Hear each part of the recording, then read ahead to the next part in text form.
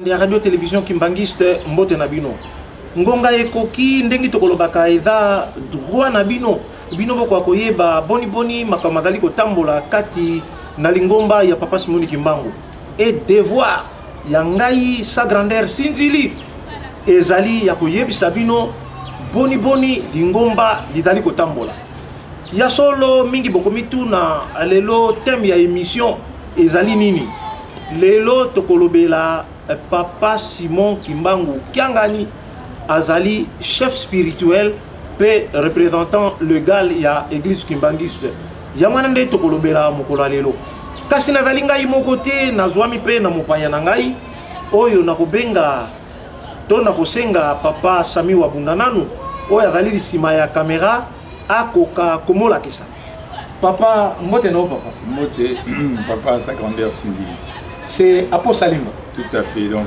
nous le dit. En chair et en os. Donc, papa, faut n'a palper penza na yeba. Voilà, en chair et en os nous le dit. Mais papa pour mila qui s'appelle nano, combo penza yep sana. Et la télévision.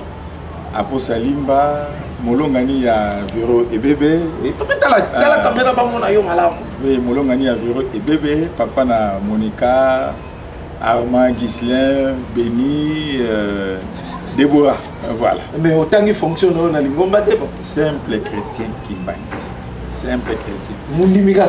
Oh, kasi mwete na utaki na 26 na zonga. Naza na étape d'observation de 12 ans. Ils ont dérangé yote. Oh. Et ça mon père l'ingomba tout le monde était. D'ailleurs, vous devez être chrétien, vous êtes libre, vous êtes gay, vous avez des dérangements militaires. Taraneti yo boye dafia ratel ki na faki pe so kuna ce qui n'est pas simple chrétien. J'ai des comptes à rendre à personne sauf à papa Simon Kimbangu. Menga na sepela ko to grade ya kitoko benga sentinelle hein sinzili. Oh mais parce que c'est la sa grandeur, moi yo boye sa grandeur. Kowe lango yanga izaka nango ya surnom. Mais papa po obungi mwa mikolo so mona te puis santé na yo et puis ndenge tout monde na yo boni Afrique du Sud, Belgique, Paris au juste ndenge ni papa. Non. Ngai na vanda na kamba, na komba na nga kamba, résident ya kamba. Pembeni ya mokonzi na boule papa Simon Kimbangu Kiangani. Donc ngana Kinshasa rien. Donc santé oyo teinture oyo nkamba Yerusalem. Pembeni ya papa Simon Kimbangu Kiangani. Na kuma na ngana nkamba et je profite nazotonga pe na nkamba soki otonga kuna te italien ozotonga ndako na yo nazotonga donc apo résident en nkamba nazotonga tuna bato na nkamba oyo sayo nazotonga po nkamba lelo oyo soko mi nkamba c'est vraiment la ville sainte, c'est la ville vraiment au vrai nom ville comme eza ville ba magasin zali ba agence à transfert de fonds zali ba alimentation ba blanchisserie ba cybercafé donc tout voilà papa. Mais sans pour autant oublier, c'est les lieux par excellence, les lieux spirituels par excellence et les saints sièges de l'église kimbangiste. On a Mayasima, au Bénit, Temple, les Ali, mausolée, voilà, mausolée, voilà, qui est belé, voilà. Matondo mingi papa po bino balandi ya radio télévision kimbangiste, bo sengeli koyeba na boke binyon souhaité papa Simon Kimbangu Kiangani abotamaka le 12 octobre 1951. Papa waye, papa Dialungana Kiangani Salomon. Mama waye, mama Nkiwa Sisilwa Marie. Abotami, tango ya abotami akoli. Ndenge bana nyoso bakokolaka kasi na ekole li na ye mwa makambo ya bokeseni epa ya bana kozalaka. Chef spirituel pe représentant légal nde likamoto kolobela bosengeli koyeba ete papa Simoni Kimbangu na 1921 wana tokomaka le 6 avril 1921 nde abandaka mosala ya kendeki kobikisa mama Nkiwatondo kuna na mboka Ngombe Kinsuka mosala nde mobandaki etango mosala mobandi bandeko balandi papa Simoni Kimbangu amizalelaki amibotelaka deja banane basatu tango ya bandaki mosala na 1921 kasi na bomulenge oyo bana ya bapapa totangi papa kisolokele papa de Alungana pe papa de Ngenda bango bazwamaka bana mike tango tata na bango papa Simon Kimbangu abandaka mosala. Papa Simon Kimbangu uta déjà na ba 1921, 22, 23 amiponelaki Mokitani nde aponaka papa Diangenda Kuntima Joseph lokola Mokitani na ye. Tango ya kozala lisusu te nde papa Diangenda akokita na ye. Et papa Diangenda mwana ya suka. Papa Diangenda tango papa Simon Kimbangu akufi atako mama Mwilu Kiawanga Nzitani Marie azwaki relève ya transition pour être papa Simon Kimbangu akufi le 12 octobre 1951. Mama Mwilu akumbi mokumba ti le 27 avril 1959 nde akozongisa lingomba na maboko ya papa Diangenda ndenge papa Simon Kimbangu alobaki ete papa Diangenda Kuntima Joseph yende Mokitani na ye. Papa Diangenda akumbi lingomba wuta 1959 ti le 8 juillet 1992. Kasi papa Diangenda tango akomi na mikolone ya suka wana totangi na date ya le 24 décembre 1988 papa Diangenda akendeki kovanda na Nkamba elongo na kulutu na ye papa Kisolokele elongo na kulutu na ye oyo avanda kaka kuna libela papa Dialungana Kangani Salomon. Papa Diangenda na papa Kisolokele bavandaka sanza mitano kuna nde babongisaka boni sima ya liwa na bango lingomba likotambola nde bamoponaki sima ya papa Diangenda nde papa Dialungana Kangani Salomon akokoba kotambosa lingomba emonanaki sima ya le 8 mars sima ya le 8 juillet 1992 tango papa Diangenda akufi papa Dialungana Kangani Salomon azwaki ebonga ya chef spirituel pe représentant légal. Papa Dialungana akobi ti le 16 août 2001 tango ya tikibiso nde amoponi, c'est-à-dire liboso ya akufa wana tokozonga nanu na fête ya Ijiki oyo ezalaka le 4 août 2001.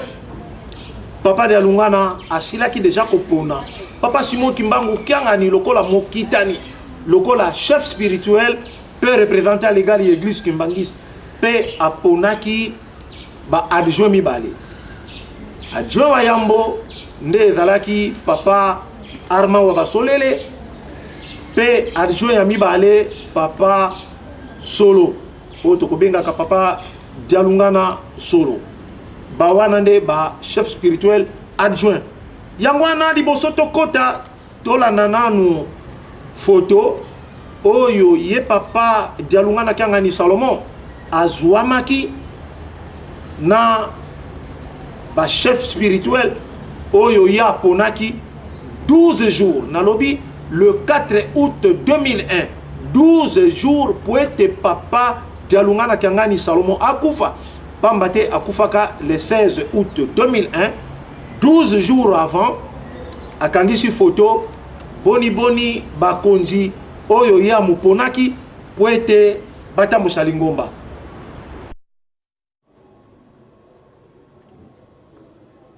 Le 4 août 2001 bozali komona papa Dialungana Kangani Salomon oyo azalaki deuxième chef spirituel ya lingomba ya papa Simon Kimbangu akangisi photo nalobi yango bien le 4 août 2001 na Nkamba 12 jours avant atika mokilio ya bato papa Dialungana akangisi photo bozali komona na loboko na ye ya mobali evandi papa Simon Kimbangu Kiangani le nouveau chef spirituel na katikati bomoni papa Dialungana Salomon premier chef spirituel adjoint et puis na sukande bozali komona papa Armand wa Basolele.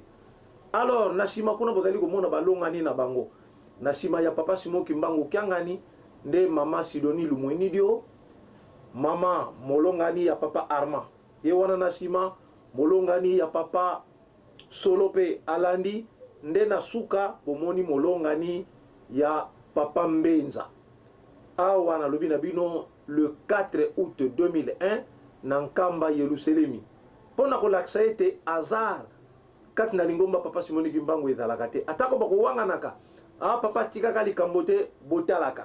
Bino moko na photo papa de Lungana Kiangani Salomon, le chef spirituel de l'église Kimbangiste, pose avec l'équipe Oyo et ko diriger Lingomba Simayaliwana ye. Botala Bangwara Bavandi na tapi. Chef spirituel Oyo a ko diriger papa Simo Kimbangu Kiangani ye wana na fauteuil ye moko. Les deux adjoints Bangwana na canapé Bavandi. Ne tembe ya nini bandeko balandi. Photo ezali koloba nyonso.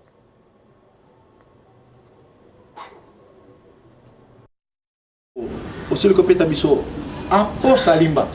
Papa Apo Salimba. Fraîchement revenu de Nkamba Yerusalem. Photo wana et le milieu du Cameroun. Ah, papa Jelkin. Papa Dialungana ya solo. Fumambanza ni tubande obenga ya asa penza Nzambe. Nzambe pourquoi? Photo wana nazalaka chaque fois tant on atalaka yango, tant on amonaka yango, nabi hasard na lingomba oyo ezalaka te. Nyonso tout ebongisama déjà. Tala Fumambanza, ye mutazana bokonzi. Mais il était genre au chevet de sa mort. A ebete mi konanga tika sur musikate. Donc na comprendre petit. Coïncidence, hasard, non, c'est la réalité. Et en ces moments, Batoazaki na Kamba, pour bakanisi photo na papa Fumambanza Bangwana, papa Simon Kimbangu Kiangani, papa Solo, papa Arma, oh yo esengela ki bazala ba chef spirituel premier p deuxième adjoint. Mais ba boya na bango. Curieusement na photo, papa Fumambanza na kita liboso, na Simon, papa Simon Kimbangu Kiangani, yé moko pour dire que oh yo ako kitana pas papa Dialungana na kiti ya yemoko Fauteuil ya yemoko. Fauteuil ya yemoko. Merci pour la précision. Molonga nene na Molonga na maman Sidoni Lumoni dio Nasima ngaba ke ema sisi. Voilà.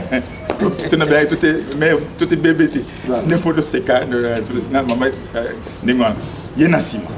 Mais sur le papa Armand na papa Solo oh yo il fallait bazala ba chef spirituel adjoint aboya na bango pour des raisons qui leur sont propres. Et bien bango na kiti ya bango na canapé moko. Voilà canapé moko bango baba desika moko. Donc premier adjoint, deuxième adjoint. Basi na bango pe Nassim. Motuna mitunaka hasard, simple coïncidence to boni. Papa Mbenza azalaka na kamba mokolo ya moto. Apimaraté, il a apimaraté. Voilà. Mais bon, talaka papa Jelkin. Donc ezalaki hasard arrêté. Et puis papa Fumambanza atala na droite.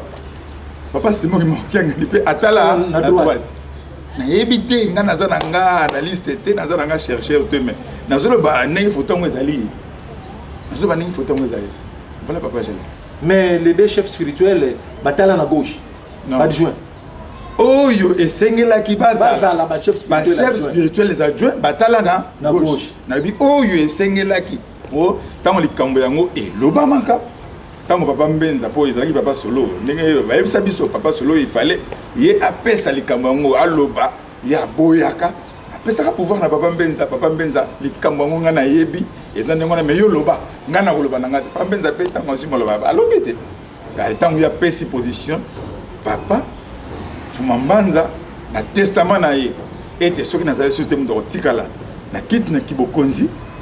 Papa Simon Kimbangu Kiangani parce que l'église n'a besoin de moko lobi pas les chefs spirituels ye moko aponaka mokitani na ye ninga na papa Simon ne moto koloba ne bazana papa Diangena et na papa Dialungana pe esalami nengwana n'empêche ne pe papa Simon le losa na kit na kibokonzi ye moko pe avant que ndako pona mais na tango wana tango pamba za ko pesa likambo yango papa Solo papa Armand baboya bako contredire ngai te pesa ndengwana baboya na bango biso to kozala ba adjoint et bande kuna bango pe nyonso et ceux qui bino boza ba premier deuxième adjoint et puis so baso to kozala banani na bisika otozali ba biso ete tozali ba chef spirituel bon le loyo kaka bino kuti ba petio yo bango bazala premier na deuxième on a ba kulutu ba kulutu ba papa Dedo ne ba papa José oyo baza ba kolo ba le fond et nous autres wana ko bossa la té l'homme de l'Angola na tango wana le comme l'homme ya Pointe Noire pour ya pesaka makasi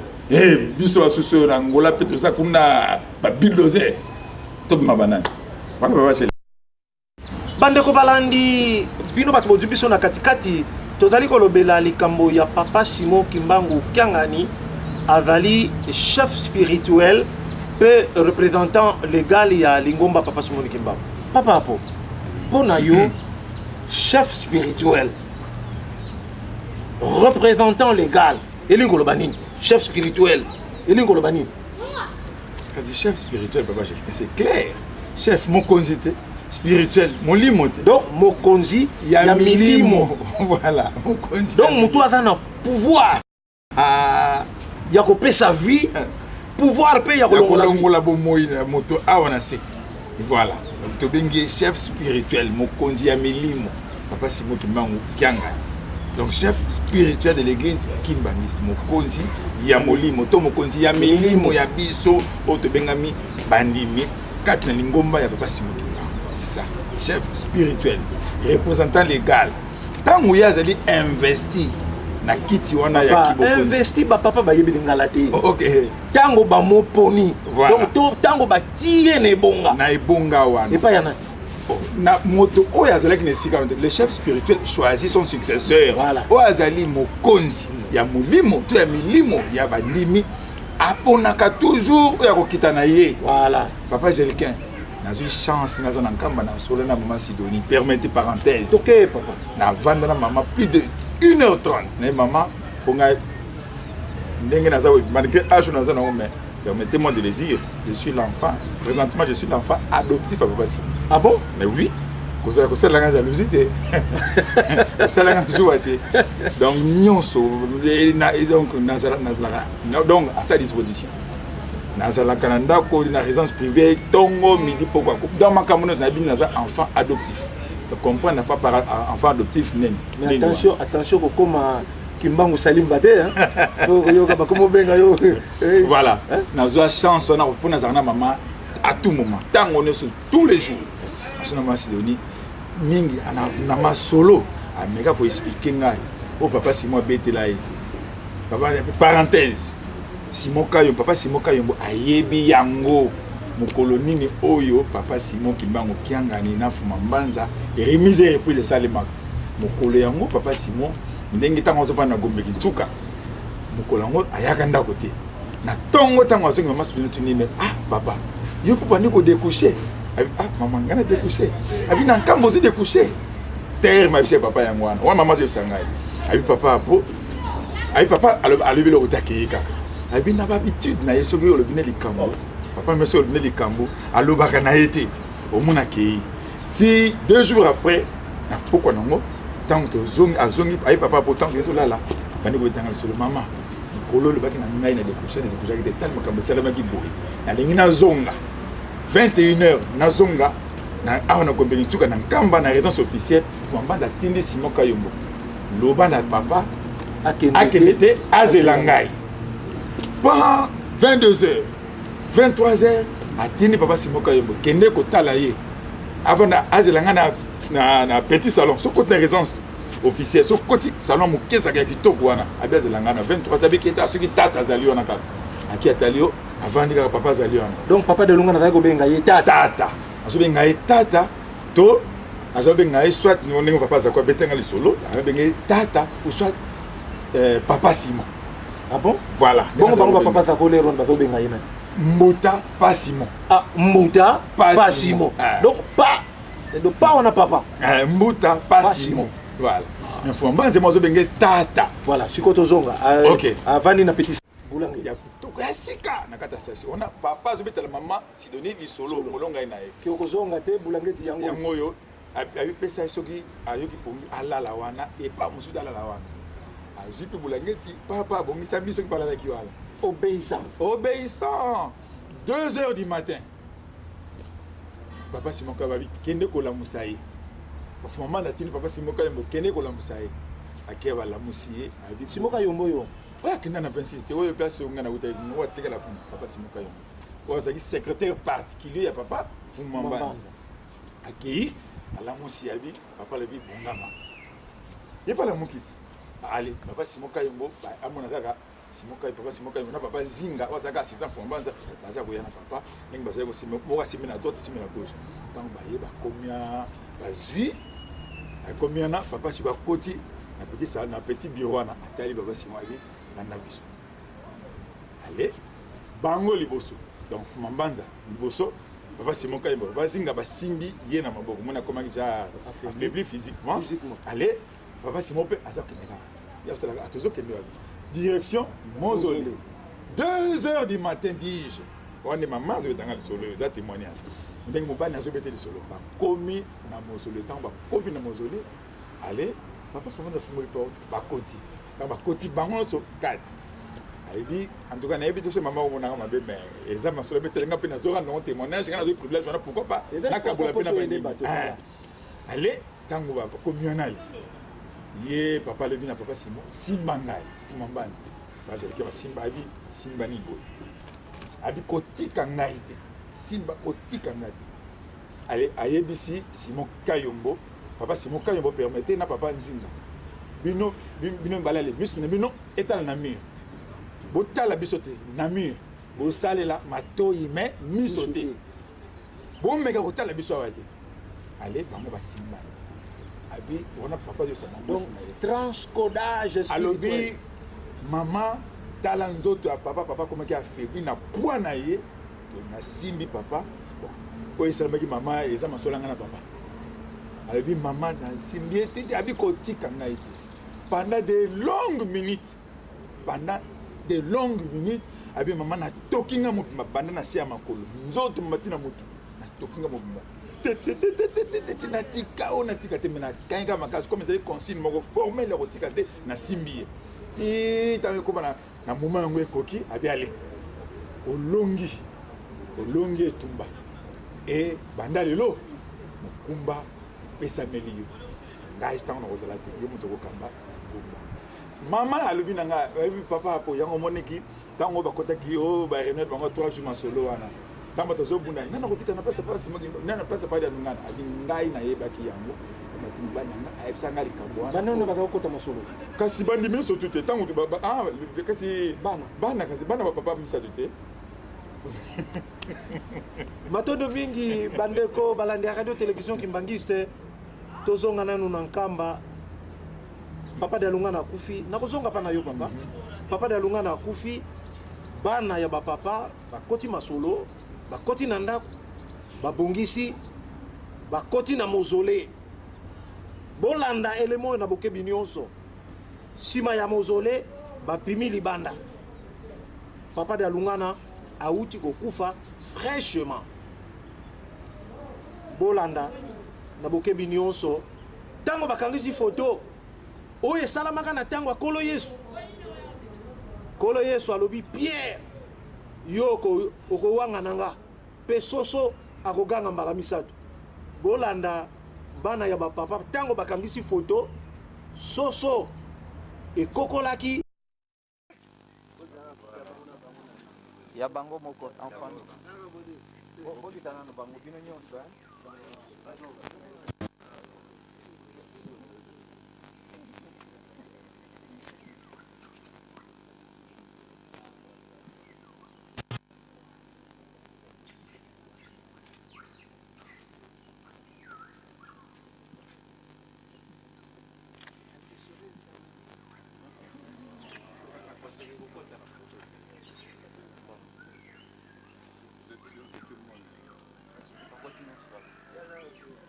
oyo ya biso zoom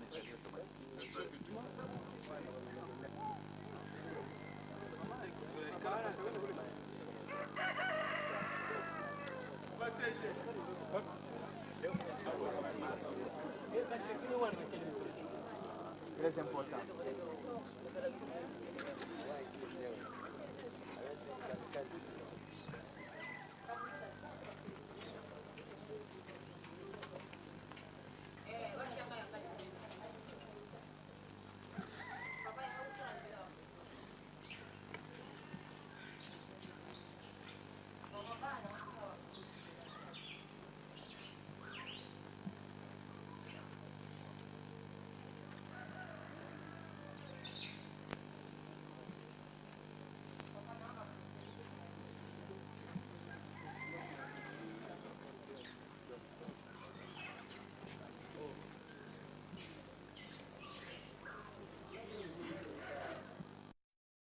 nyonso Barchi. nyonso tout oyo tonokanisa ezalaki epai oyo azalaka secrétaire général nzokani na nkamba tout ezali nazwa chance ya kosona papa Simon nazwa chance ya kosona papa Mbenza à plusieurs reprises baloba na nga papa Mfuma Mbanza était prudent soki document esalemi original nango eye kote oyo archive quel que soit les cas copie nango il faut kene na nkamba donc na nkamba il y a tout ndenge mpo papa Chelken lelo zobimisa makambo bafoto Mfuma Mbanza akangaki na chef spirituel na oyo babengami bazala bachef spirituel premier adjoint deuxième adjoint eya barévélation osakana te de ce côté en tout cas kazala kaka ndenge wana Matondo mingi bandeko balandi tozali kokoba kaka papa Simon Kimbangu Kiangani chef spirituel pe représentant légal papa représentant légal ba mama ba yebi lopoto te hein elinko lo balini ya azali représentant légal ango représentant ya nani et puis légal ango ndenge nini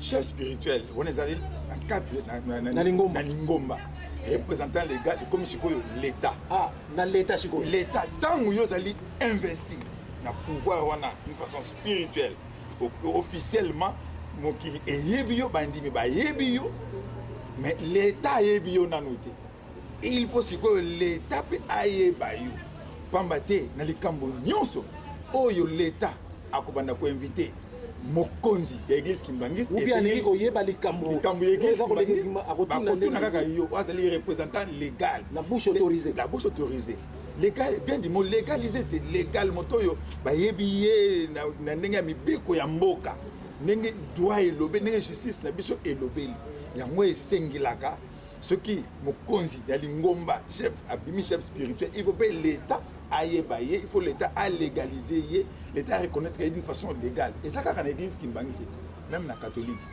c'est le même cas également na azali cardinal papa Malula na ba protestant papa Monseko permettait na ba protestant ndenge moko voilà donc biso l'église Kimbangiste c'est ndenge wana représentant légal donc sikoyo l'état il faut pas ayeba yo pour ceux qui kamboza na lingomba ba retourna yo ba ko inviter yo voilà bandeko balandi tokende nano na centre d'accueil Kimbangiste po ete bino boko kolanda boni papa Simon Kimbangu Kiangani batiaki ye o babengaka ko investir ye po ete akoma représentant légal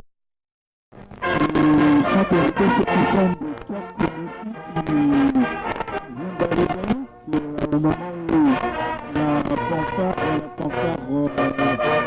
entonne les heures méridiennes pour saluer l'événement. Voilà, c'est Kinshasa et en ébullition pour saluer à sa manière cet événement dont la portée et à la fois spirituelle et l'événement qui fera date dans les annales de l'histoire de l'église Kimbangiste. Et vous aurez tout au long de notre reportage nos confrères au niveau de la caméra qui la vitique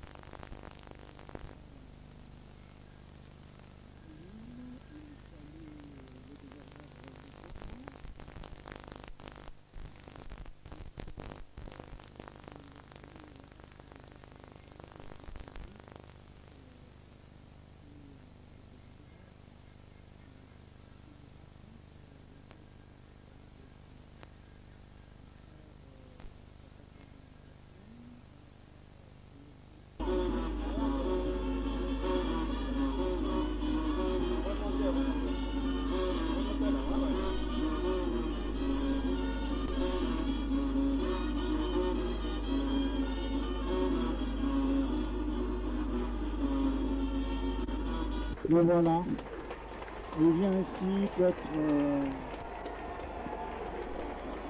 placé Il vient d'être installé. Nous allons à présent procéder à la lecture de l'arrêté ministériel approuvant la désignation d'une personne chargée de l'administration ou de la direction de l'association sans but lucratif dénommée Église de Jésus-Christ sur la terre par son envoyé spécial Simon Kimbangu. République démocratique du Congo, ministère de la Justice et garde des Sceaux.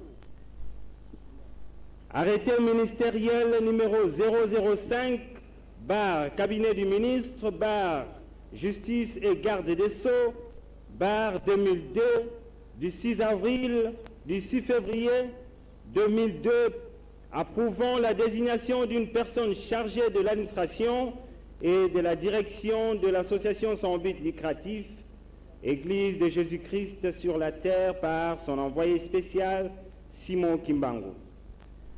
Le ministre de la Justice et garde des Sceaux, vu tel que modifié et complété à ce jour le décret loi constitutionnelle numéro 003 du 27 mai 1997 relatif à l'organisation et à l'exercice du pouvoir en République démocratique du Congo, spécialement dans son article 36.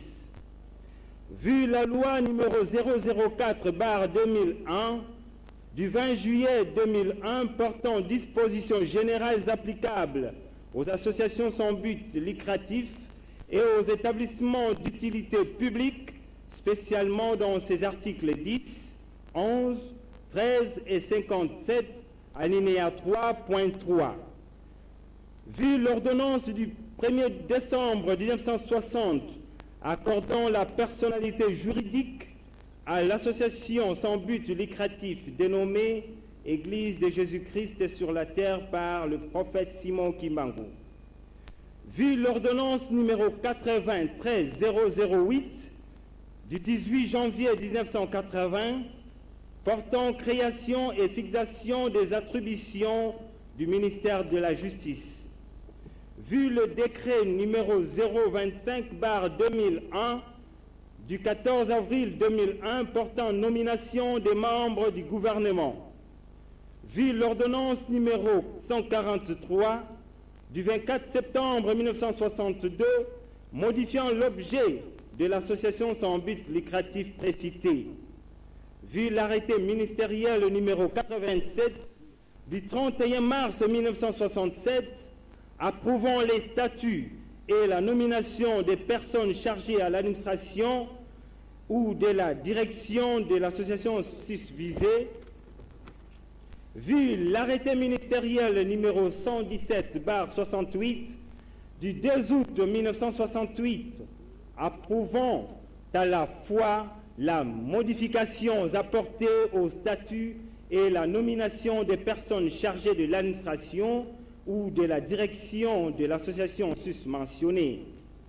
Vu l'arrêté ministériel numéro 028 CAB-RI-JUGS-95 du 23 mai 1995 approuvant les modifications apportées au statut et la nomination d'une personne chargée de l'administration ou de la direction de l'association sans but lucratif, Église de Jésus-Christ sur la terre par son envoyé spécial, Simon Kimbangu. Vu la déclaration datée du 26 août 2001 émanant de la majorité des membres effectifs de cette association, arrête, article 1er, est approuvée la déclaration en date du 26 août 2001 par laquelle la majorité des membres effectifs de l'association sans but lucratif confessionnelle dénommée Église de Jésus-Christ sur la terre par son envoyé spécial Simon Kimbangu a désigné son éminence Simon Kimbangu Kiangani en qualité de représentant légal et chef spirituel. C'est dans une allégresse totale que les kimbangistes continuent. C'est la richesse totale que le chef Article 2. vient d'être... Article 2. Sont abrogées toutes les dispositions antérieures contraires au présent arrêté. Article 3. Le secrétaire général à la justice est chargé de l'exécution du présent arrêté qui entre en vigueur à la date de sa signature. Fait à Kinshasa le 6 février 2002, Maître Ngele Massoudi. Je vous remercie. Boni boni bolandi, l'État ayaki kotia Papa Simon Kimbangu na ibonga ya représentant légal ya Église Kimbangiste. Na tango wana bandeko balandi, bandeko na ye banso oyo bakena na monkoto ba sechaki. Elingi koloba baboyaka na bango koya na milulu mina. Papa po tozonga na nususu pamba te balandi balingaka bayeba na bokebi nyonso. Papa de alungana. Tango ye alingi atika biso. Totalaki photo tomoni bati Papa Simon na ba papa solo pe papa apo. Mais maloba oyo testament ya papa de alungana. Atika quand penda nani penda asengela ki aloba yango tango yawe. OK. Omoni papa quelqu'un sa grandeur.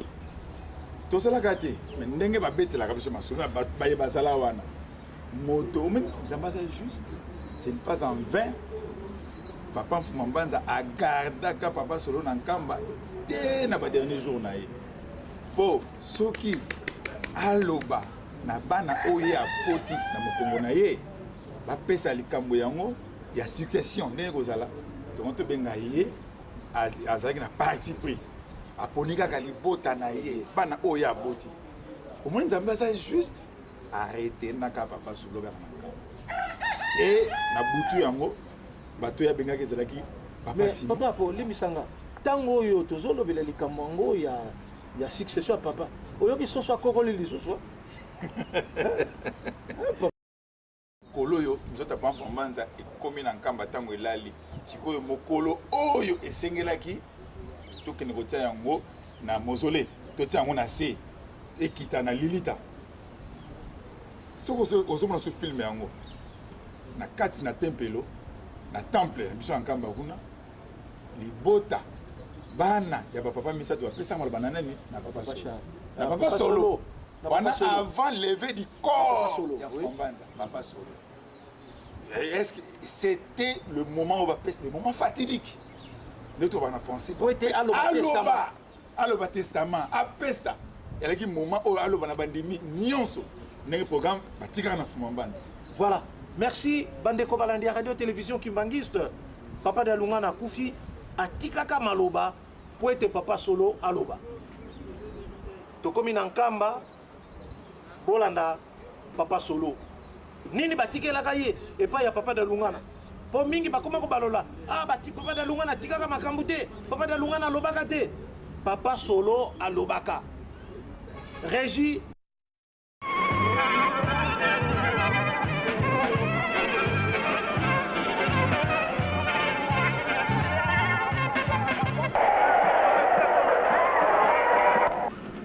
mpona biso ezalaki surprise te parce que ye moko papa abengisaki biso bana na ye tozalaka awa présent na kati na Yerusalemi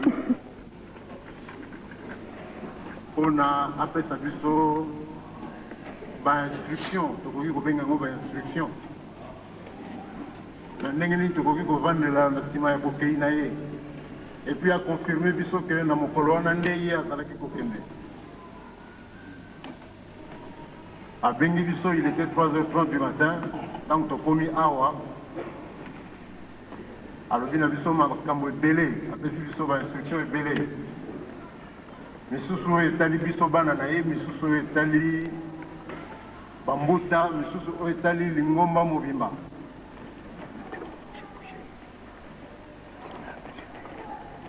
Recommandation ya papa ezali boye. Il faut que tozala na bolingo. Na kati na lingomba pamba te soki bolingo ezali te lingomba tokoki koconstruire yango ndenge yango ezali te ndenge ekoki kokoma boye te soki tozalaki na bolingo te na yango apesi biso recommandation ya bolingo. Alobi na biso pe que misala ya tikeli biso malamu tosala yango tosilisa yango. Ce qui te fait moi marche arrière une semaine auparavant, avant que biso vendredi, après inhumation ya maman na biso. Papa lobaki na biso clairement que alingi misala ya nkendolo esalama na bolingo.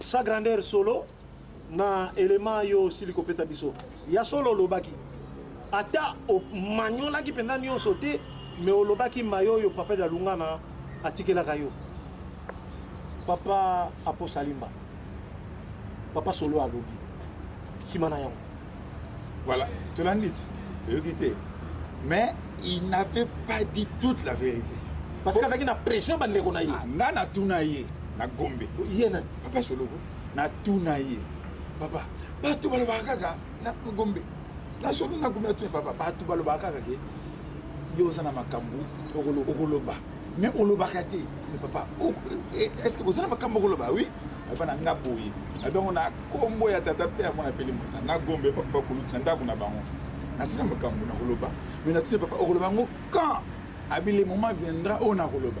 Mais papa makambo sikoyo na kesu makambo eza nini abi bokoyeba mukona koloba yango mais ti sikoyo alobaka kaka te mais soki to mais likambo yango ezalaki yango wana yango moni ye tango bazalaka ensemble loba aboyi loba na koloba likambo nini il est problème de succession donc fala lobake batika papa Simon Kimbangu Kiangani comme chef spirituel premier adjoint papa deuxième adjoint de ye mais bon qui m'a boyé yango la moi bon papa mbenza yo loba papa mbenza pas loba et te yango ya lokola te ngana boy na yo loba ya lokola ko ti bon ngai te yo alege pouvoir na papa mbenza yo moni oyo rôle ya lingaka bando ko sala comme deuxième adjoint que yo papa mbenza sala lo ko laisse en kamba ko te bat na kilongo papa Simon ko te na mausolée bien sûr mais et ça la rapina papa Simon suka ça trop pris papa Benzi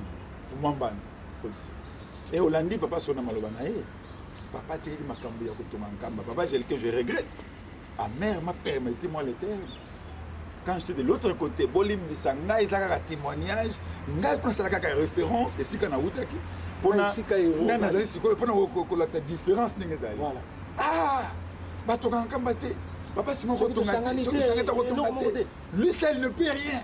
Il y a le engrenage, il y a le vélo, ce qui m'a colongé. Allez, mais papa n'a ABC. Il y a l'avion, pilote, n'a pas pilote, bâtonnier, pour avion kende. Voilà, collègue n'a yo, voyez mon côté mais papa n'a ABC, yo, kamba n'est pas tombé. Nous sommes pas papa Simon. Pour nga papa j'ai qu'un azoka privilège dans son papa Simon. Ce que n'a limite. Na ko mona en tout cas barrière ça la raté. Papa. Mais kala bana ko tonga kamba te pon ovana bana bi azele ko observer azele ko tala baleki bayi mais nazeli baleki na bango te bana sikoyo il faut tonga système na pesi sikoyo plus jamais question olingomba mobimba toke tonga kendolo jamais à décentraliser c'est-à-dire mouvement oyo par exemple j'étais qui bino botonga esika bato tonga pe papa tous un petit mot architecte Yassika donc petit on a une trentaine d'années comme on est Azor Mbouki petit Azor de fait passer Mbouki à Kassala petit on a un jeune architecte papa Médard bazana bango papa José Dominique bazana bango ba kulutu mais c'est la nouvelle génération un jeune pour la première fois nous au sein la plan banda et puis pour la première fois la première concession de Yangwa et puis j'étais gazoto dirigeant zotonga MS Kazotonga, Fli Kazotonga, na place où tu as un camp professeur, na terrain qui polé le hall. Et puis si architecture en Ningwan. Après nous avons surveillant, papa si moi personne sur au Monnerie, terrain directement vide avant comme on a terrain école. Au Monnerie à Ziato. So comme un camp professeur, na ça va chez les cas. Comme un camp professeur, à peser si na école conventionnelle qui bangiste nions sur les écoles conventionnelles nions. Coordinateur national, papa Lonjoka Zalagi Kuna, PCA, pose à père, on a vu la télévision, c'est les gars qui ont 3 grandes maisons. Papa Lonzoka, cordon national, Ayaki na Kinshasa, na Petit Azor, on va finaliser le plan. Voici Bazonga. Papa Nani Lonzoka, on va aller coordinateur national. Azalaka, musicien coordonnateur national. Voilà, musicien coordonnateur national. Voilà. Des écoles conventionnées qui bangissent. Donc, Bandi, tout ça, c'est une fondation. Ceux qui au Kei, au commune triangle, parce que tu as avant Mintino, ndako tobengaka na triangle wana. Na triangle, ndako tobengaka triangle. Comme na triangle wana avant matana bantenne. Oui. Pour matana bantenne, ya bantenne il y a la société de communication. Toke ka loba. La société de communication wana, okomona sikoyo. La PC terrain wana en amont ya bantenne, c'est 100 mètres 65. La PC na ville ya Kinshasa Mobimba. Donc toutes les communes ville ya Kinshasa par Otonga d'assoir. OK na Kendolo. Na Kendolo c'est que terrain za loane belé ba puissance sur na bana paroisse ya Saint-Denis, bana paroisse ya Saint-Ouen.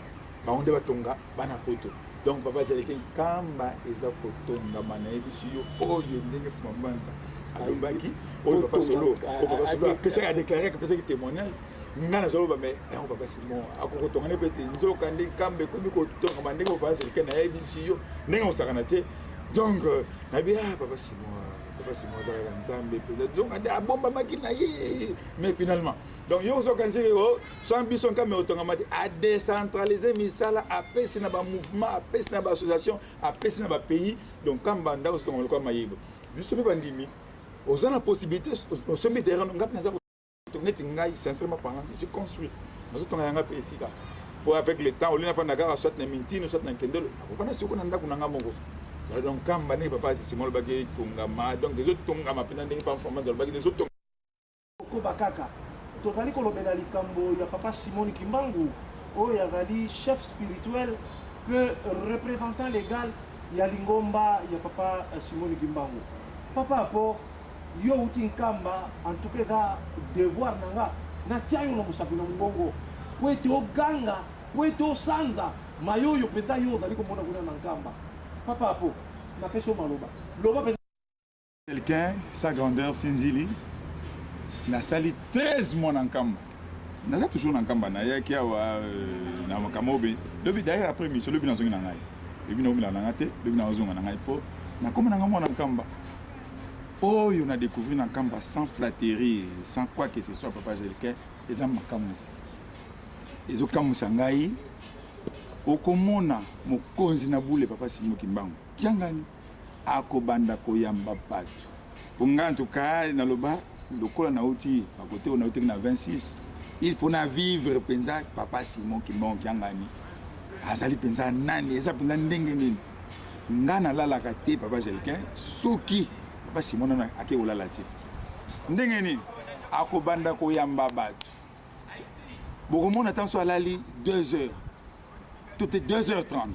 Il arrive des fois, au moins à Cape, il a 2h30. Pour ça qu'il a 2h30, il a un pour tout ça, il a papa Henri Makenesh, il a un protocole près du chef.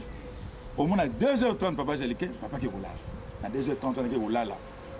Tu sais, les gars, à 2h30, dans ce salon, il est retard. Mais comme on a dit, on a un retard à culte matinal. Mais au moins, il y a un zoya dans Zela, il y a un mintino dans Zoya. Pa. Donc, il y a commis. Tu dis, oh, non, et banana, na wizidi, à sa comagi, heure, on te les montre 6 heures, à sa commis. Tous les jours, on a outi, Gombeginsuka. Tout soit allé en Kamba. 5h30, tout 5h45, ça bimina, na salon. Kamba, donc, au yamba batu. 2 heures, mais la même année, les agata m'ont pas donné une 2 fois. Je me suis dit, 3h30. Mais tu sais, là, tolembi, au Saranate. Et papa Jelkin, quand moi, on a vu comprendre il est le même, c'est lui-même, en 1921, pendant que Moussala, avec Bota, en 1951, avec Moussala, en 2001, quand il y a un souka, on a bitinate, mais un dernier, pendant Moussala en 1921. À Bota 1951, avec Obanda Moussala en 2001. bandela non papa. Abotami. Non, non, Abanda Moussala, c'est-à-dire, Abotami en 1887. Oh, papa Simon Imango, il est 1987. Ayeko Banda Moussala en 1921. Ayeko Botama Lisusu en 1951. Akufi, quand en 1951, Wana. Et Ayeko Banda Moussala en 2001. Kaka ba 1. Ba 1 nangabi. Ah, et ngoni bon nga en tout cas na recherche na bika. On va sala ba recherche ba mbaluka. Na habité yé. Et puis papa Jeliquin na sali comparaison te. Na habité ko papa dengue nda boyité. Papa Jeliquin ngana vandi na tanga papa dengue na kuntima. Mais na limbisanga. Neko ba ko succès. Papa Simo ki bon kanga. Na comparité na habité ko alekité. Mais si ça nango papa Jeliquin oh honneur oyo adjoaka ba papa badjoa yango te bazwa te voilà balandi ya radio télévision kimbangiste mais na c'est papa na kozonga pa na yo balandi ya radio télévision kimbangiste tolanda nanu boni mapinga ya mouvement de la surveillance kimbangiste pe bandeko ya fanfare kimbangiste bapesaka honneur to lokumu ndenge papa po alobi to la nanano lokumu bapetaka papa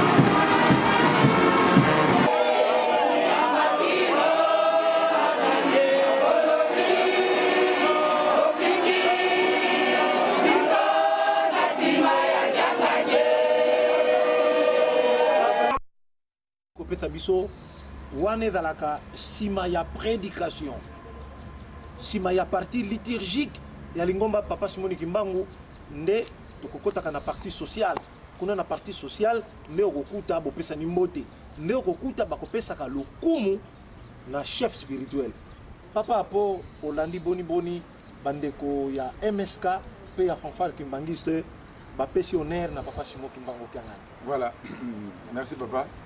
Place oyo tant on a zongaki sika na bande kolela au moins pendant 4 mois on a passé à 5 mois sur me ka tango ya honneur na c'est bon na komba tata mana peli mosana sur la culte sili partie liturgique sili partie sociale et non partie liturgique tant papa Simon zoka maloba na 4 temple pour exhorter bandimi tant sur to bimaka tu es na esplanade wana na terrain oh ya kamba wana. Ouais, bon, tu as la détour boyé. Au terrain cimenté. Cimenté. Oui, tu as la tanga papa de l'ongon de Zalaka, ma belle jaune. Nga na tiko ma belle, nga tiko ma belle, tiko ma belle. Kutango cimenté. Cimenté donc. Na bane rolela. Bane rolela, na skina me kutuna papa Simon papa. Est-ce que limbisanga? Tana makamna sala kaya ma belle. Tala ninga tola tana. Mais pas quelqu'un a loba nanga makambo. Limbisanga ezanga.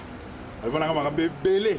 Même dans les kinda na bisika na uta mais en tout cas c'est mon secret à garder yango et ce na koti li kolote na zoba po nzambe a bombela ngate nini papa ce qui na koti li kolote na za zoba po abimisela nga makambo tant to soane boye je cherche des poules dans nzoto tala boye wana papa Simon Kimbangu Kianga na cherche des poules na kambako moment oyo papa j'ai quelqu'un dans zo na moment oyo moni tala ba surveillant uniforme impeccable. Et ça c'était ce que 12 surveillants, mais on a bataillon. Et tu n'es pas là capable. Les peloton par peloton. Pour les gars, moi là au moins il y a Simanda que vous. Et on a été papa bataillon, il y a bataillon. Au tali qualité musique. Bon mon papa Dieu qui n'est pas ça net sur matin. Wano yoga la grande fanfare Kimbangu. Voilà. A tout cassé. A tout cassé. N'est pas Moutamba. Eh bien, voilà papa c'est quelqu'un. Et place où on a bagarre temps fort après partie liturgique temps fort et et papa nulle part même na bisika to uta o atana côté na uta kuna na luboa rien hôtel na mokili honneur papa Simon azwaka papa j'ai que eza na mokili mobimba do na ba église nyonso église coup de thèse la ba chef de l'état ya ba mboka nyonso ya mokili mobimba eza la ba roi mutu moko azwa honneur te en tout cas mutu contredire ngai nabi eleki ya mokili mobimba même au ba roi au ba président au ba empereur au ba chef spirituel ba mangomba nini rien et ezali incomparable na si c'est pas quelqu'un si ça papa tango wana papa quelqu'un et la soki sili bon siko na pokwa nango tant ce papa au place na question que ezala ba prédécesseur na papa Diangina papa Dalungana pour ne pas citer papa sur lequel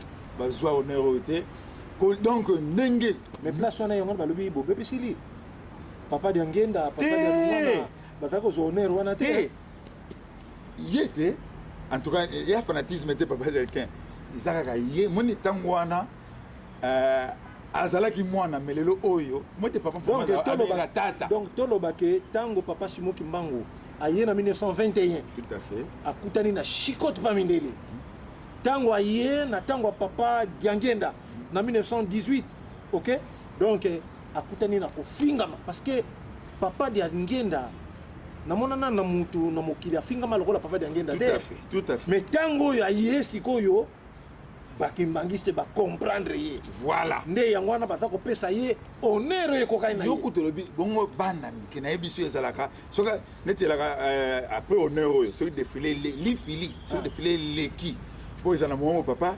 akendaka mwa pose moko moke na résidence donc bana mike pe bapesa ke lokumu na yebisi yo plein il faut ne pas payer ça bango de part et d'autre attendami on a papa azozonga sur une résidence bah faut comme donc c'est spontané papoye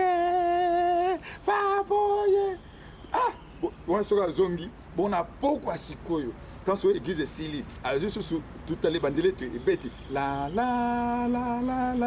sur que sili bon sikoyo à tout casser amenu ko bête musique pour na zongi sa papa ba surveillant liboso ba cercle papa ye mona katikati on a papa arata asimbi torche ezopela siko azokende donc papa makenshi na sima faki na sima nazo décrire faki na sima sikoyo po azonga na swaka na nzembo oyo nala indo indo osepela tango eko on a azokende on a bana kaka papo na bandi donc de part et d'autre na bana mike tokenda kabiso no so tuna plein il faut tokende ozongisa papa na résidence mais pour rentrer en campagne c'est ça on sera azokende sikoyo yoka honneur et soit sur une zembote nzembo c'est ça la la la la la la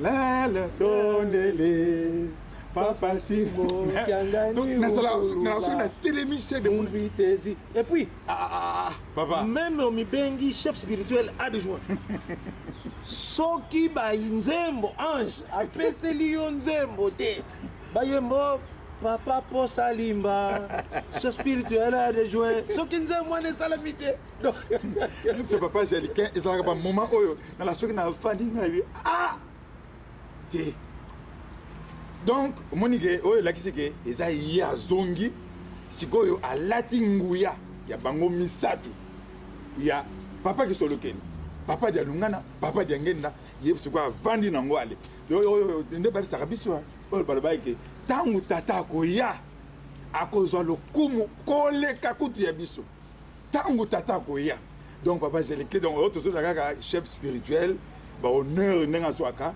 bo sikoyo soki na misala koyamba papa Jaliquin non et puis na kamwaka bato ata baza ndenge nini deux fois je me suis comme na butu tento kini kolala vers 2 heures petit moi surveiller na bosani kombo na azolo baba atuna papa Henri papa Sebous bino ba konza protocole ba na papa so ozo kini bo pesa instruction bato ko tan na tongo bon sikoyo ekozani po papa soka bimi papa nani papa Simon non papa Simon kiangani papa Simon kiangani soka bimi papa Paul oui papa Simon Kimbangu kiangani ou bien papa kiangani Kimbangu on a bien papa mettre mbongo basala kana zanga pona kwa mbrouiller bato wana c'est papa Simon non même l'air botami comme na yeza Simon kiangani Kimbangu te bana papa moni biloko sotel bana papa tu kiangani lelo comment le boss kiangani ya bana papa dangenda bana pa kisolokele biloko authenticité tango butu te ezalaka nango te voilà balanda radio nasi ça non na kozonga pa na yo papa balanda radio télévision Kimbangiste est-ce que le nouveau chef spirituel de l'église Kimbangiste est-ce que kombo na ye papa Simon Kimbangu kiangani to kombo na ye Simon kiangani Kimbangu tozonga na nkamba esika ya salaki bitelo confrère Nabiso le pasteur de cinquantenaire mambo mamwana atunaki mituna pour être tous éclaircissement kombo ya papa Simon kombo na yepende dalina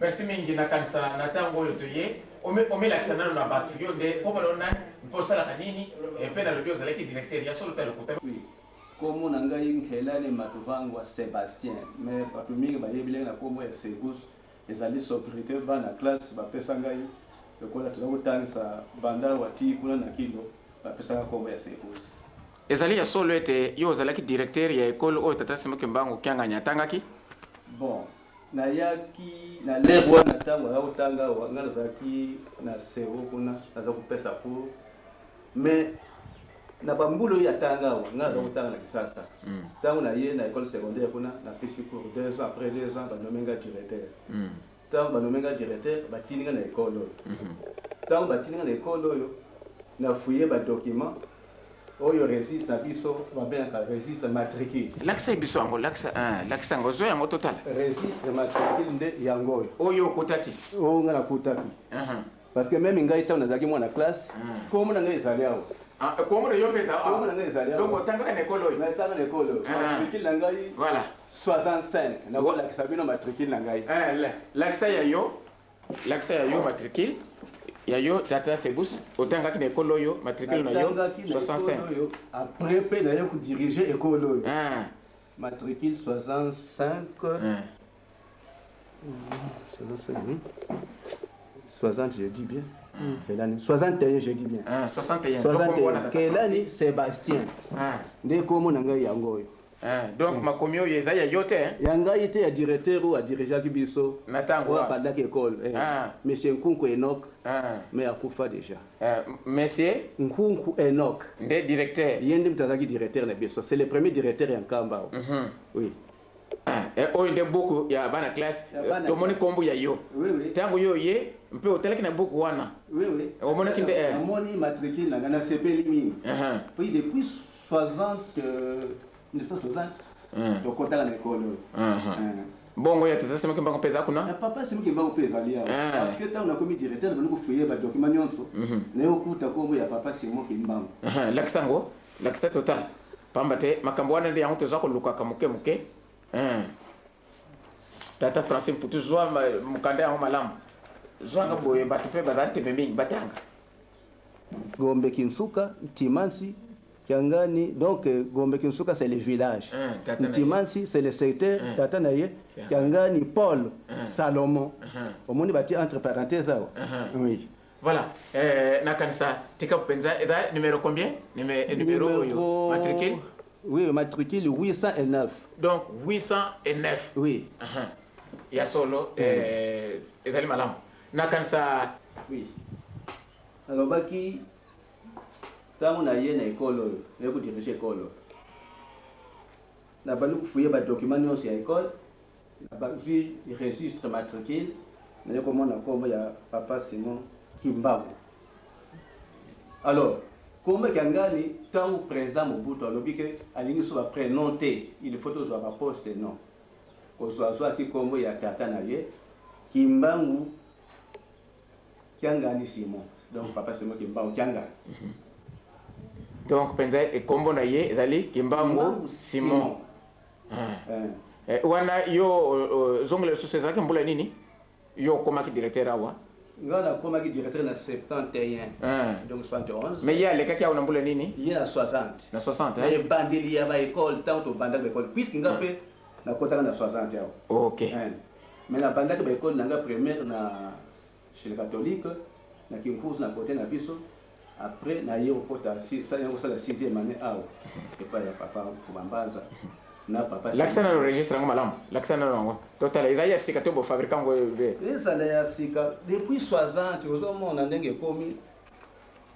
Na ba fourmi ko to ba lié registre ngo. Mais to bat la kango bien. Tant que souci les cambo to yo se référer na document oyo. So. Bongo les cambo mususu ezate koko la kisapenza makambo yo zokoloba sikoyo tango asilisi école primaire na ye esalaka ba examen abenga examen sélectif à l'époque alors tango na yo kozwa registre de certificat bakomi registre certificat tiens cameraman azo yango malamu o bapesaka bana nyonso bazwi certificat ils sont enregistrés na mokando oyo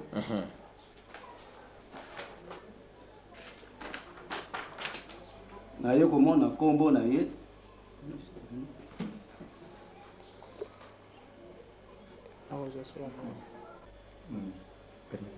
ntango nakomi directeur école oyo nabandi kofouye badocument nyonso ya école nazwi registre de certifié au bas de la 6e année primaire, parce que le certificat là parce que ce que je suis certificat, il faut pas enregistrer.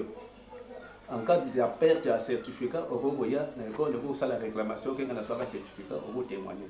Na yo komona kombo ya papa Simon Kimbangu. Kombo na ye yango. Numéro 188 Kimbangu Simon. Ah, tomonia. Kimbangu Simon azwaka certificat na 65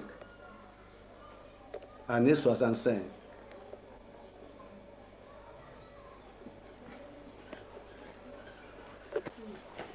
eza ba vieux documents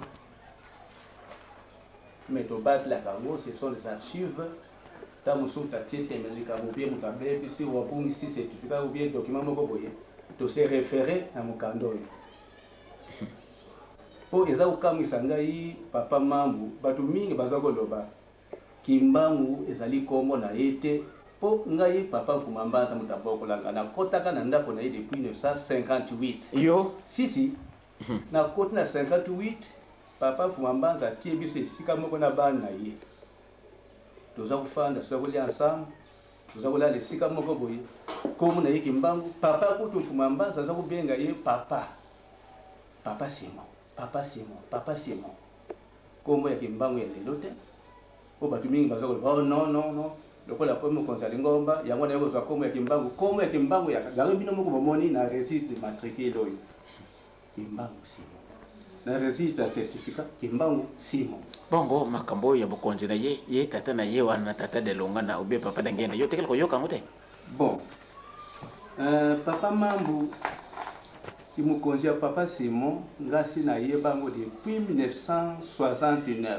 ndengeni papa yipsanga soko sisi classe na yo okoko no kosala esika mususu te il fallait ozonga na nkamba oyo kosala bien que na fanda na kati ya ndako nene ado sisi la classe na sasa na zongi na ndako na ye en 69 tolongwe gombe kinsuka poto kende nkamba biso mibale na papa Mfuma Mbanza tokomi na montagne na poti ya Mbanza kuna ya kamba totelemi papa Mfuma Mbanza alobi na ngai boye Sébastien nga nalingaka te okendeke pa mosusu nga nalingi ofanda nga na kati ya nkamba komisa okobanda koencadre bana na ngai mpo na mikolo koya nga na kozala lisusu te papa Simon ye nde moto akoremplace ngai en 69 nazwaki likambo yango afeki beaucoup de réserve mokolo mosusu nakeki sasa papa Mfuma Ndongo atiki biso papa Kulutu atiki biso papa Mfuma Ndongo atiki biso en 67 papa Vangu le directeur à protocole na 97 atuni ngai alobi papa Sebusu yo oza komona ndenge nini soki papa Mfuma Mbanza akufi nani moto akoremplace ye or ngasi na yeba likambo yango depuis 1969 nalobi na ye moto akoremplace komitungisa te moto akoremplace ye papa Simon ye pe akamati likambo na ye abomi après papa Joël na papa le chef de patrimoine papa Mokalai na plein hélicoptère nani mutu kosala mukonseli ngomba ngalubio bofanda kano mutu kosala mukonseli ngomba papa Simon kimbangu kiangana ti papa tanga yolala comme les pays oubliés ngana miyebila tango de pasteur à cinquantenaire papa Mambo Mamwana papa apo Olandi ba document ba archive ya 1960 etelangba papa Simon le razalaki na etelo otali kombo na ye Simon Kiangani Simon Kimbangu non père Kiangani Paul Salomon papa malobombo ka yo papa ok on est dans la banalité c'est là que mais ezalaki po peto pesa baninga mo éclaircissement baye bakate baye merci nazo ngene solo wana toke papa ye papa c'est vraiment ebisi tonto ke yolala mais ba 2h30 boy pour en tout cas ngai ezalaka soki na lalité mokonza na kolala te route na papa José Massala za parsec na ye route na papa Sebusu azali directeur du protocole près du chef ainsi que papa Makenesh ndengwana 2h30 peut-être c'est dans le bamé ah bino bozo ki sur de bobi ba pas contacter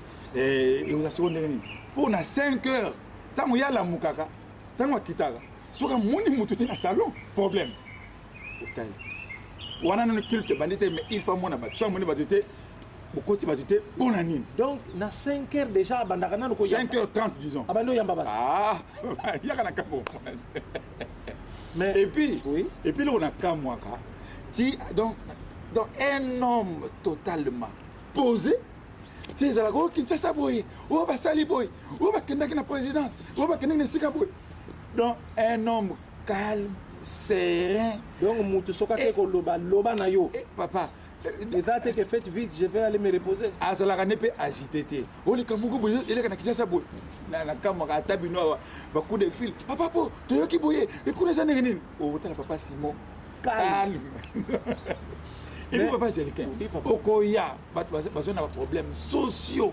baproblème spirituel te moto to azobika na solution mais sauf papa likambo oyo ya révision ya procès hein. Papa Simon alobaki bazo réviser procès mais c'est sans suite hein. Hein? Bato mosusu balobaki procès révision ekosalama te baza na raison révision ya procès papa po hein? Ata ozokumisa papa Simon Kimbangu kiangani ete aza kosala makambo me na révision ya procès maintenant la révision c'est sans procès hein.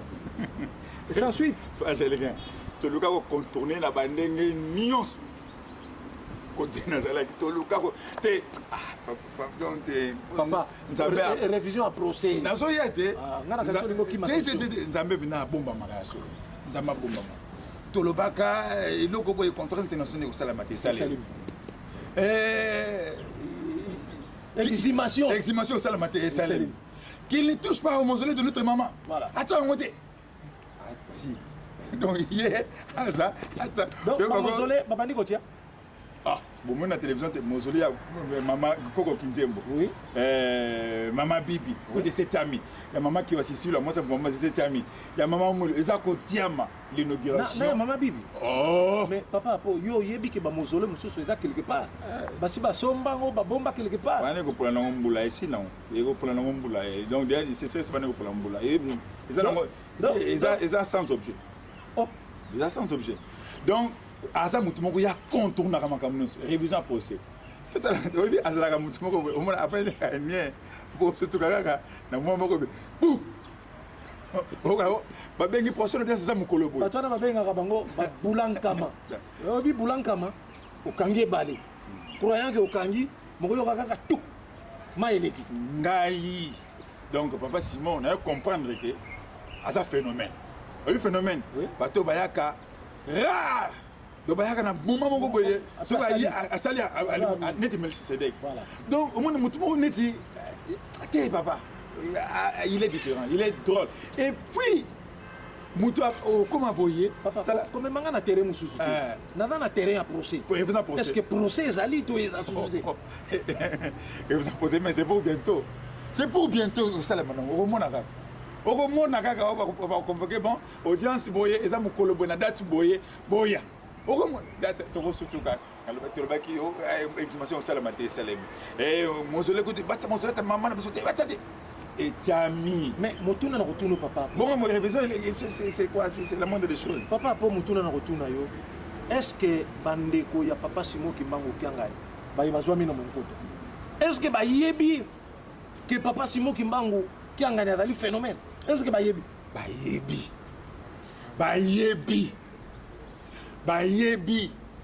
mais basalaka na ko omoni papa Angélicain eloko la tout bote na famille te mwana ebande ko rotungisa leki nango lingo tungisa no ngalingi olingi yope ozwa gâteau et ça soki nini mais oyebi donc il y a tellement na principe pour ceux qui a ça le sentiment ya famille a ça le sentiment ya baleki a ça le sentiment ya frères et sœurs ici d'un même ancêtre mais lingomba ekufi ya telemi na oba bengi mobeko tu comprends bandeko bayebi ils savent bayebi voilà balandi ya radio télévision kimbangiste papa po salimba alobi ete bandeko ya papa Simon Kimbangu kiangani ata bazali na monkoto bayebi papa Simon Kimbangu azali nani to tuna nanu ndeko moko ata kwa tiki biso mais ya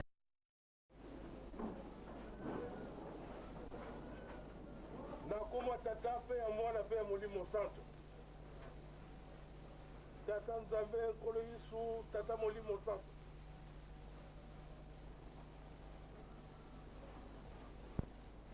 bino misato na molimo bino misato na nzoto papa ya liboso tosengi no bolimbisi na mai nyonso ya mabe tozali kosala butu moi tozali kotosa bino te tosengi kaka bolimbisi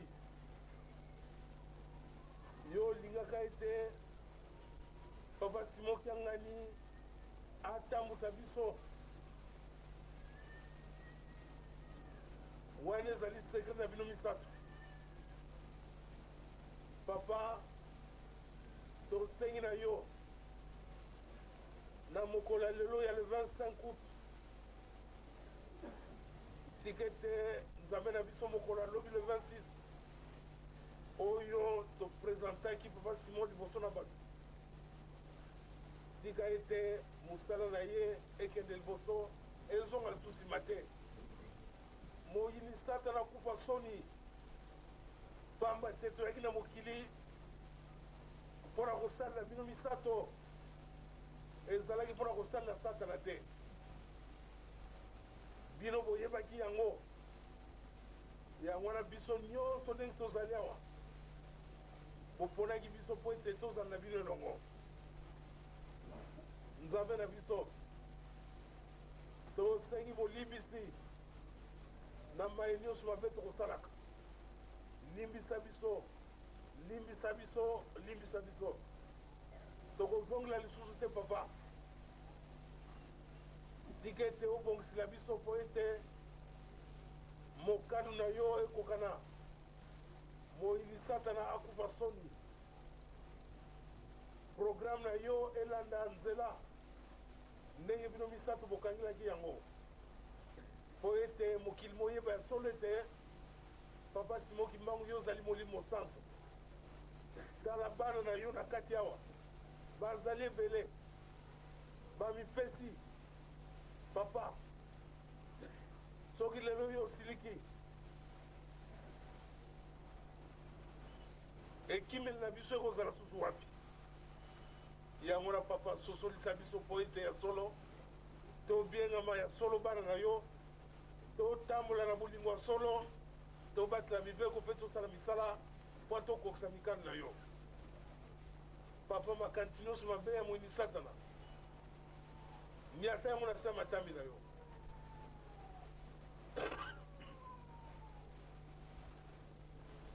miata yango na se ya matambi na yo pamba te biso tolingi kosalela yo ntina yango wana toyaki na mokili yango wana papa eliki na biso ete programe ya lelo yo moko kotambusa yango banda ebandeli kino suka na kombo ya tata mpe ya mwana mpe ya molimo santo amen papa Simon mpe otangaka bino moko olemisa ye eza malala mingi te yango wana eloko wana tokosenga bino tozala na bolingo solo tobakisa mibeko mpe tozala misala ezali kote satana akokufa kaka soni tozali tobanga na biso te tozali kokende tozali kozonga nsima te mopepe nyonso ezali koya papa mwalomo alobaki na ngai yango mais nzoto eza na nzoto ya solo mpenza franfrance biso bobanduku kabula boyebaka nke ezali nzoto papa Simon Kimbangu ozokata en plusieurs morceaux lingomba oyo ekokufa te ekotikala kaka moko ezali boye te ilongo mpe ezali kaka moko ezali misato tilinge te ezali kaka moko oyo ezali na nkamba ezali boye te oyo akoloba nete azalaki longo akufi kobosana te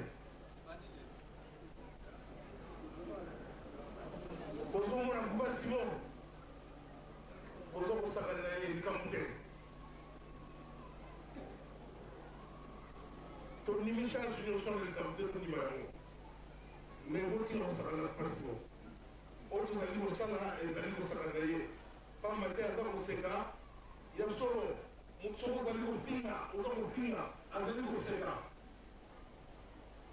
seke azali koprepare kumona makasi eza bo te kobosana te bato mingi bazokanisaka ya te koloba likamba mpe mpona papa Simon epa papa Simon papa Simon eza koseka okanisi ke no papa Simon eza d'accord na yo omikosi pamba te makila oyo bakokabulaka yango te tobosana te makila oyo ezali kaka moko papa simon zibao tobosana yango te bakokabulaka yango te meme ndenge nini tolobi na bilongo lelo lobi eza ekoki oyo akoya lisusu makambo na ye wana etali ye wana ezali avertissement tozali kopesa bino otika kokabula so pardon papa simon ezali kaka biso nyonso 26 pamba te alobaki na bino avant po atteindre ngai boboma nano bandeko na ngai alobaki bobi alobaki te kini ezali mais lelo oyo biso kaka tozali kokende mpa na ye papa firme boye papa firme boye yokanisi ntango aza kosenga olobi papa simon azali pour ngai makambo na ngai nazoloba lokuta na yo pamba te ntango papa po salima olandi boni papa firmin alobeli likambo ya papa Simon Kimbangu votre réaction? eloko eza mpasi sikoyo papa Gelquin bandimi ya ngani oyo toza ya kobunga na makambo boye na kati ya famille moko ya bandeko mpe ata mpe mokolo azalaka mokolo permete sotali age nazalaka mokolo. Et puis papa bandeko balandi ya radio télévision kimbangiste tango papa Diangienda aza bomoi alobaki na miso ya bato papa Firmin yo ozali mwana ya liboso ya papa Kisolokele. Papa Firmin mwana ya liboso ya papa Kisolokele. Alors que bakulutu na be bazali papa Kisolokele wamba bazalaki papa Dieudonné bazalaki, mais papa Diangienda lobi papa Firmin yo ozali mwana ya liboso ya papa Kisolokele. Tola nananu papa révérend Asumbe boni ya petaki témoigner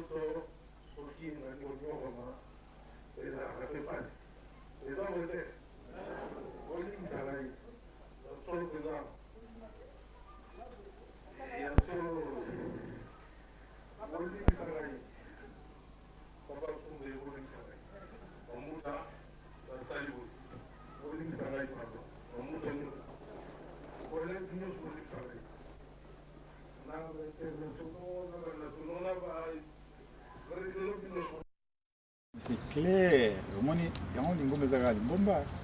Omoni photo et puis Bible. Toko bosa la Bible. Mwana liboso c'est normal. Moi de son ndengini na entre ça l'air wana papa de Wamba Azali. Papa Wamba Jean. Papa de donner pas Azali. Mais sur atangi donc mwana oyo ba botami ba botier na maman Pauline na mariage.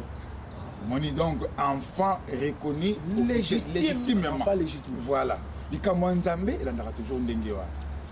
Et puis papa bandeko na bayo oya défunt papa bayebi yango za ndenge wana mais osala ndenge nini bandimbi ngani sikoyo bandimbi ngani vérité ezali boye mais totala kaka place ezokende. Voilà bandeko balandi ya radio télévision Kimbangiste tokomi presque na suka ya émission baye bajwaki biso na katikati tolobeyaki likambo ya papa Simon Kimbangu Kiangani azali chef spirituel peu représentant légal ya lingomba ya papa Simon Kimbangu mokonzi ya milimo moto oyo akoko bakisa un jour ya vie na molimo mutu pe moto oyo pa akoko retranché chef spirituel na mulimo na oui chef spirituel ya milimo ya bakimbangiste kaka te ya milimo ya monde entier ye mokonzi représentant légal papa po alobi yende adako lakisa elongi ya lingomba ya papa Simon Kimbangu epa ya leta ndenge mwa nkoko so ekotaki awa mobulu bamsusu balobi biso bakimbangiste leta nde abengaka papa Simon Kimbangu alobi likambo nini papa Simon Kimbangu alakisi ba résolution yango na bomonaki ministre ayaki koloba pamba te ayokaka mokonzi ngana kotia commentaire te bolanda ministre boni ye akataka likambo to gouvernement ya République démocratique du Congo ekataka likambo ya église kimbangiste po ete tosukisa bolanda le professeur Luzolo Bambi de mes frères de l'église kimbangiste.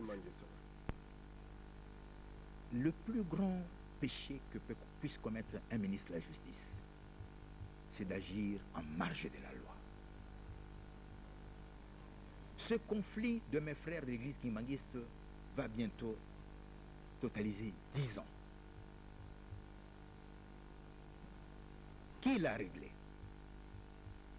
Fallait-il les laisser en conflit jusqu'à quand?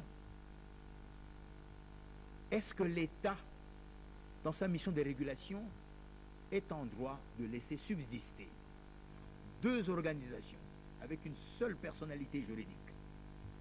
Y a-t-il deux Oscar Kabamba? Est-ce que l'État peut permettre, dans la circulation qu'on ait, deux Oscar Kabamba avec la même personnalité juridique? Non, c'est un devoir d'État. Le principe de l'État est de permettre aux églises de vivre en harmonie. Pendant 3 mois, le ministère de la Justice a approché tous les protagonistes en tout respect de l'église kimbangiste. Le ministère de la Justice a même été insulté regrettablement par ceux qui ont la charge de gérer le péché. Et c'est dans la considération de l'État que le ministère n'a pas voulu réagir là-dessus. L'important étant de mettre de l'ordre. À travers vous, le ministère dit merci pour ces injures et invite la population à identifier en matière de mœurs que bien que l'injure soit interdite à tous, mais je crois que l'injure publique doit l'être particulièrement pour certaines personnes, en l'occurrence ceux qui ont choisi la gestion du péché, ça signifie les églises. Lorsque les églises insultent qui? Le ministre de la Justice, ça fait poser des questions, mais on n'en est pas là. Le gouvernement, à travers le ministère de la Justice, au nom de la loi, ne peut pas reconnaître à deux églises kimbanguistes la même personnalité juridique. Qu'est-ce qui a été fait? Les résolutions qui lui ont été présentées, qui ont été conformes... Les résolutions d'Enkamba. Oui, les résolutions qui ont été conformes par rapport aux dossiers qui ont été présentés. Les résolutions publiées au journal officiel. Quelle année, cher ami? Quelle année? 2003. Nous sommes en 2010. Des résolutions prises et publiées au journal officiel. Le ministère de la Justice n'a fait que valider, constater ce qui lui paraissait conforme à la loi. Mais non. Voici ce que les gens ne comprennent pas, parce que dans ces groupes, dans ces mouvements, on compte aussi des juristes que je respecte. Lorsqu'on n'est pas d'accord avec un arrêté du ministre de la Justice, tolérance zéro. Que prévoit la loi? la loi prévoit que cet arrêté puisse être attaqué devant la Cour suprême de justice pour être annulé. La loi ne prévoit pas que les gens se mettent tambour battant dans les plateaux de télévision pour insulter une autorité établie de l'État. C'est lui-là même qui vous accorde le droit d'exister. C'est lui-là même qui vous accorde la personnalité juridique. Je dis ceci, j'ai appris. Mon cabinet s'est même exercé dans ses habitudes. Lorsqu'on attaque le ministère de la Justice, on suit très attentivement et on relève le nombre d'infractions. S'agissant de l'église kimbanguiste, le cabinet a relevé 19 infractions. 19 infractions à travers les déclarations, les comportements, mais que dit le ministère de la Justice? Il faut que les gens comprennent que Dieu n'est pas le Dieu de la querelle, le Dieu de l'injure. Vous n'allez pas les traduire en justice. En matière d'injure publique, surtout lorsque cela concerne une personne précise, la plainte préalable parfois est nécessaire. Je ne pense pas qu'il sied de recourir à ça.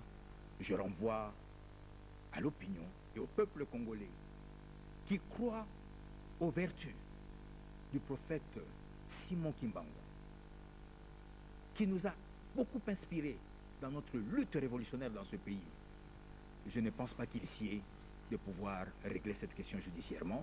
Et donc, ce qu'il faut dire, au nom de l'État simplement, par rapport à cette situation, que le ministère de la Justice, au nom de la loi, ne peut pas attribuer deux personnalités juridiques de la même manière à deux organisations. Alors, si les gens, si une fraction ne veut pas ou ne se reconnaît pas à travers les décisions prises, elle a la liberté constitutionnelle de se mouvoir en une autre formation religieuse et en solliciter personnalité juridique auprès du ministère de la Justice.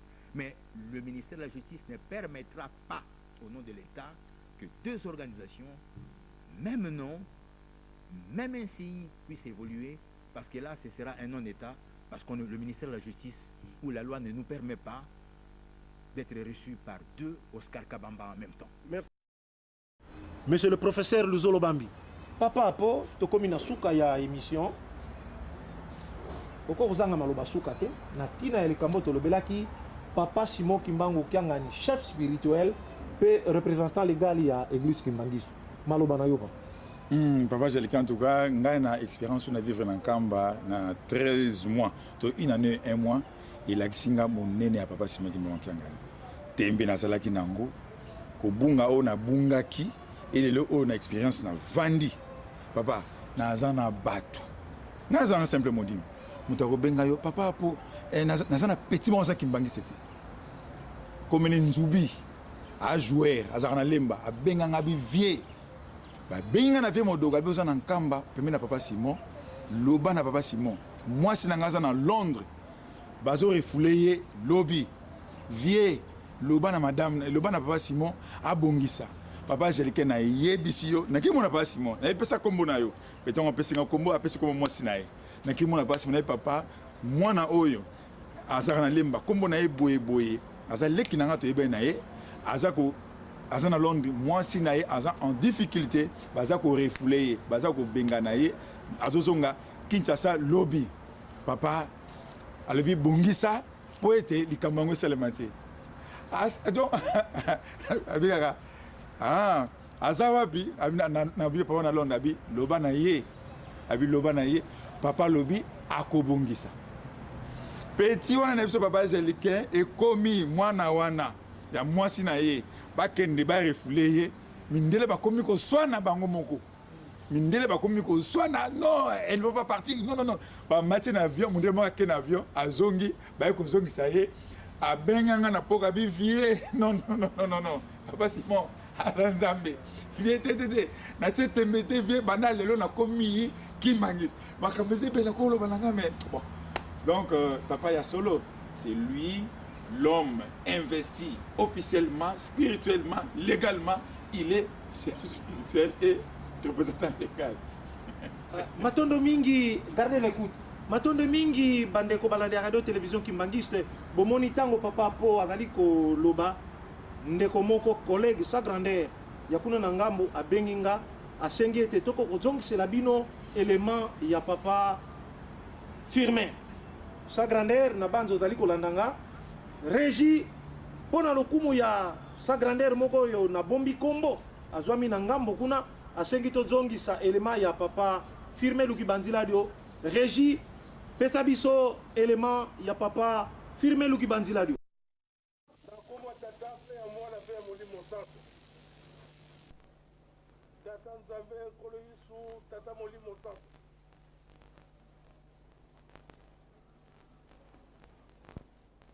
bino misato na molimo misato na nzoto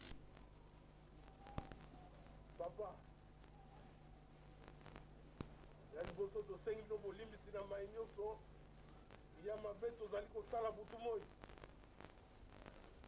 tozali kotosa bino te tosengi kaka bolimbisi yo olingaka ete papa Simon Kiangani atambusa biso wana ezali sekre na bino misato papa tosengi na yo na mokolo ya lelo ya le 25 août tika ete nzambe na biso mokolo alobi le 26 oyo topresentaki papa Simon liboso na bato tika ete mosala na ye ekende liboso ezonga lisusu nsima te moyini sata na kufa soni pamba te toyaki na mokili mpona kosalela bino misato ezalaki mpona kosalela satana te bino boyebaki yango wana biso nyonso ndenge tozali awa boponaki biso mpo ete tozala na bino elongo nzambe na biso tosengi bolimbisi na mai nyonso mabe tokosalaka limbisa biso limbisa biso limbisa biso tokozongela lisusu te papa tika ete obongisela biso mpo ete mokano na yo ekokana moyini satana akufa soni programe na yo elanda nzela ndenge bino misato bokangelaki yango mpo ete mokili moyeba ya solo ete papa Simon Kimbangu yo ozali molimo santo tala bana na yo na kati awa bazali ebele bamipesi papa soki lelo yo osiliki ekimeli na biso ekozala susu wapi yango na papa sosolisa biso mpo ete ya solo tobiengama ya solo bana na yo totambola na bolingo ya solo tobakisa mibeko mpe tosala misala mpo tokokisa mikano na yo papa makanisi nyonso mabe ya molimi satana miata yango na se matambi na yo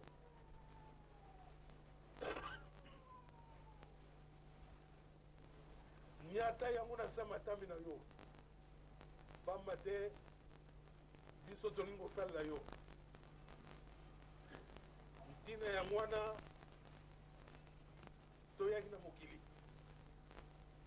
yango wana papa eliki na biso ete programe ya lelo yo moko kotambusa yango banda ebandeli kino suka na kombo ya tata mpe ya mwana mpe ya molimo santo amen amateso na sante wana papa Simon mpe botalaka bino moko boyemisai ezamaka mingi te yango wana eloko wana tokosenga bino tozala na bolingo solo tobakisa mibeko mpe tozala misala ezali kote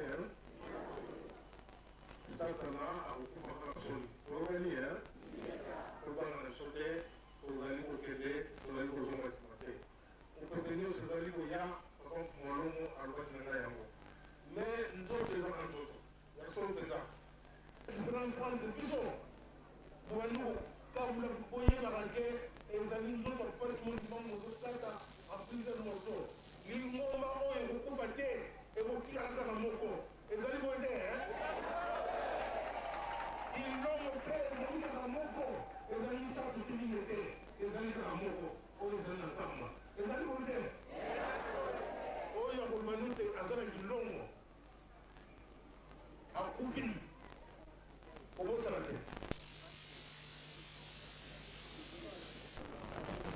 ozomona Papa Simon ozokosakana ye bisanke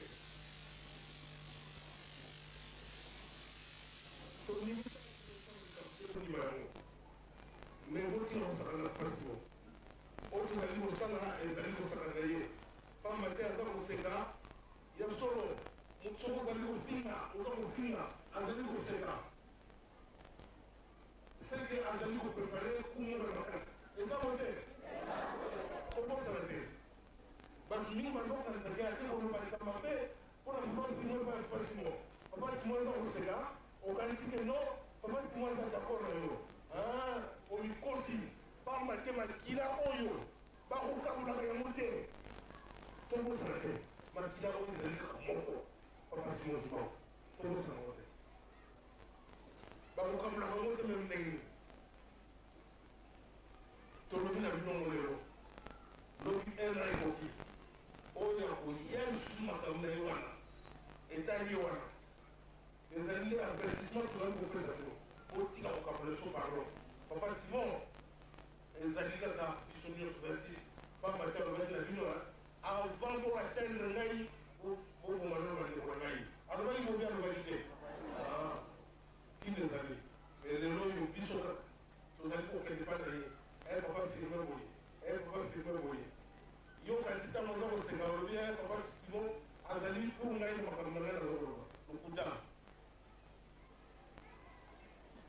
lokuta na yo pamba te ntango Juste élément wana nde yango wana tosukisi l'émission topesi bino merci pamba te bolandaki biso na bokebi nyonso apo salimba mondimi simple en observation pendant 12 ans yikampiko Papa Simon Kimbangu aza na pouvoir ya ke osilisa 12 ans d'observation aza na pouvoir ya kokata observation na yo topesi bino merci bolandaki biso na bokebi nyonso soki tokomaki malamu na bandako na bino grâce à équipe technique o esali na biso musala na nsima ya caméra tozalaki na papa Sami Wabunda nanu régie ya Toko Roger Tadidi Avwezoka réalisation ya Jabal Matata na présentation ngai mowumbu na bino sa grandeur Jelkenduelo Sinzili la sentinelle merci botika la kaka branché na kolanda radio télévision Kimbangiste oyo kozalaka mongongo ya Papa Simon Kimbangu kasi kobosana te ndele ratelki ezalaka lolaka esantu Papa Apo merci beaucoup